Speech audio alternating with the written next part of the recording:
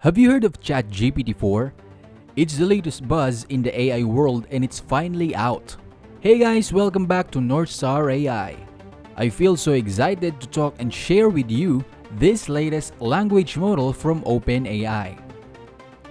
This video will surely let you know everything about GPT-4, from how you can use it, where you can use it, what you can do with it, and for a comparison, we'll look at how it differs from the previous GPT 3.5 model. We'll be having a few demonstrations later, so check them out. But before we dive into that, let's quickly recap what GPT-4 is. GPT-4 is a large multimodal language model that has a very deep understanding of the human language, even adding the idea that it can follow given requests just by providing prompts. How awesome is that, right? You might wonder, what does multimodal model means? Text, images, or pictures? GPT-4 can surely handle that. It can understand and generate human-like text, as well as process and analyze images. Yes, you heard it right, images. While this feature is not yet widely available, we've seen some impressive demonstrations of GPT-4's latest image scanning capabilities, processing and understanding an image so well, almost exactly like a real human would. This was definitely one of the most exciting parts from the newest GPT-4 model. Take a look at this live demonstration where the user asked about what was funny about the given image. The user also instructed it panel by panel, and as expected, GPT-4 was able to deliver. One of the most impressive things about GPT-4 is its ability to understand and analyze text at a deep level. It can summarize articles, analyze themes, and even handle over 25,000 words of text at once. 25,000 words, that's a lot, right? Therefore, this makes it a powerful tool for tasks such as content creation, research and analysis, or even for daily encounters. In this demonstration, they asked GPT-4 to summarize an article and write it into a sentence where every word begins with the letter G. That's pretty specific. But look, it showed how GPT-4 can really generate. And this was something that the previous GPT 3.5 model had difficulties with. Big chunk of text, long paragraphs? Don't worry. You can even paste an entire Wikipedia page and GPT-4 can read this in one single go. Efficient and convenient, that's for sure. But that's not all. GPT-4 can also perform tasks that require a high degree of problem solving and creativity. For example, it can create a Discord bot by simply analyzing error codes and finding solutions.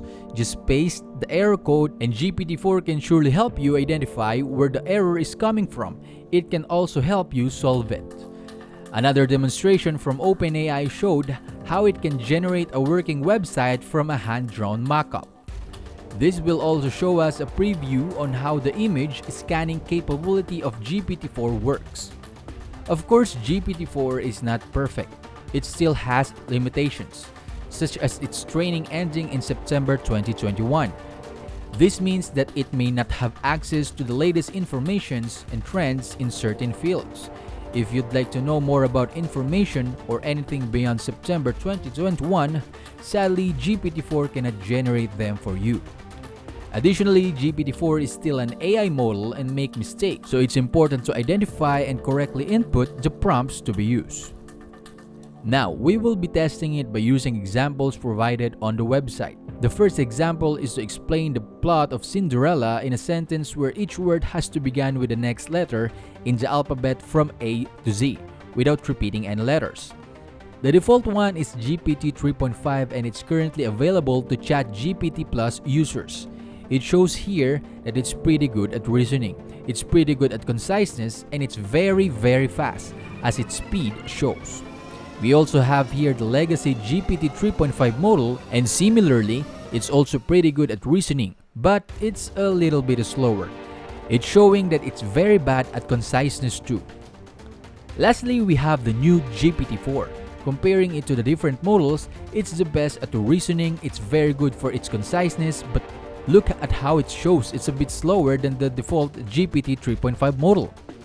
I tried it before and yes, it was pretty slow compared to how I work around GPT 3.5 model, but I'm hoping that we'd have something faster now. I copied the example and pasted it into the chat. As expected, it starts off pretty well, but then it starts repeating letters, which is not what we wanted. Now let's create a new chat and use the GPT-4 model instead. You can see how it takes longer while it types. It's much lower, but we have a nearly perfect result. For sure you want to see another example. This time let's try this prompt and ask it to go on the internet. Read a Wikipedia article and describe Rihanna's Super Bowl performance. I know that it cannot access the internet and I know that it has a knowledge cutoff with its training ended last September 2021, so surely it cannot generate this. For now, let's try something different. Let's ask it to create a fake AI news website with 10 articles written by an AI overlord called K. Now, let's head on to the final result. This is how my fake AI news website. It's called Recent Fake AI News by K. See how it followed the prompt we typed before? It has written 10 different fake AI news articles. There's even 10 fake AI titles for each article, and it followed that it has to be written by K, the AI overlord. We move on to GPT-4, which is a more advanced model, and tada! Something similar to what GPT 3.5 generated, but here we can see how better it was. It separated the article, while unlike GPT 3.5 which only shows all the articles like a list, there's even a nice drop shadow around the box. In this next example, I just saw this good idea from Twitter. This is such a cool concept and I really hope that GPT 3.5 and GPT-4 can deliver and generate it the way I imagine it. As the prompt suggests, I would like Chat GPT to create a game that can run inside the browser. No hassle, just play it inside the browser. Let's try to see how it goes. Let's press enter.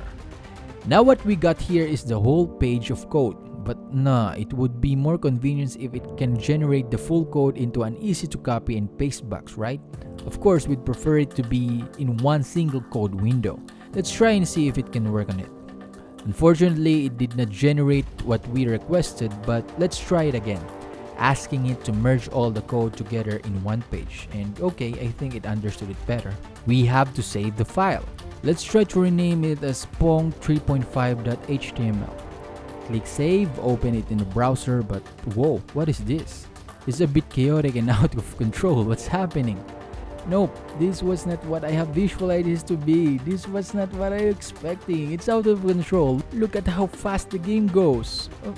Nope, there are a lot of bugs in this one. This does not even look like a Pong game, right? But that does not end, of course. We still have to try this game using GPT-4. For sure, it would do a bit better than GPT 3.5. Really out of control out there. Let's try it out and use the exact same prompt. It says here that it cannot directly create the game for me, but it can provide detailed instruction and code snippets. But that was not I was expecting again. I'm still clinging onto that hope that it can create the full game for me, and it shows here that it stopped writing again. Let's just tell it to continue or else it would really stop. Again, merging the full code into an easy to copy and paste box is the way to go. We'll ask it to merge the codes it generated. And there we have it. Whoa! This was definitely better than GPT 3.5's work, right? Look, it's definitely working. It feels so awesome, but I wasn't expecting to not win over this. I'm somehow losing. No, this is not even purpose. Okay, I'm somehow getting the hang of it, I can say. Yeah, GPT-4 really created way better output than GPT 3.5.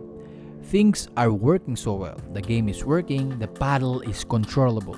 However, we can also expect for its limitations.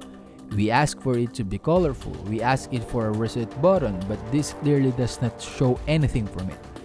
I don't see so much color, it's a bit plain. Yep, this opens it to new possibilities and opportunities. Probably in the future, demonstrations and examples following this prompt it can work way better than we now have. Not only in this case, there are a lot of cool applications and games where we can use this model, where we can use Chat GPT.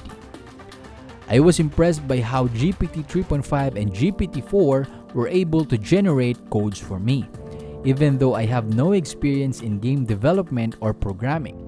It was a great demonstration of the power of AI and how it can be used to automate tasks that would otherwise require a lot of time and effort. ChatGPT is indeed awesome and impressive. I cannot even wait for the time we can access its image scanning capabilities, because for sure, that alone can bring up a lot of possibilities and opportunities. It can create a simple website from a very basic image, even from a hand-drawn mock-up website. It can analyze and understand images, similar to the demonstrations presented before. This is absolutely a huge thing to look forward to. It has a lot of potential, even now where texts are most accessible. It already opened impressive outputs. What more if we had images, right? Analyzing text, images, creating websites. What more are you expecting or looking forward to? What experiences with GPT 3.5 and GPT 4 would you like to share? Drop them down in the comment section, and I hope you enjoyed today's video. See you again in the next one. Don't forget to like and subscribe to my channel for more of this. Thank you for watching.